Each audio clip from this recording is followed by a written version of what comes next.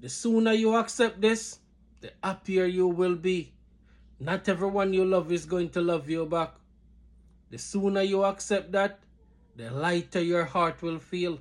You could give someone all your time, all your kindness, even your whole heart, but that doesn't mean they will return it. Some people won't care, no matter what you do. And what hurts most, sometimes it's the people you share blood with, family.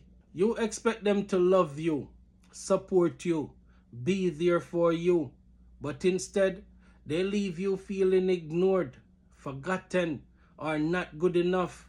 That kind of pain, it's deep. But listen, your value doesn't come from who loves you. It comes from who you are. So stop begging for love where it doesn't live. Pour your heart into the ones who see you, hear you, and love you back. You will never be too much for the right people, and you will never be enough for the wrong ones. Let that sink in. Let it free you.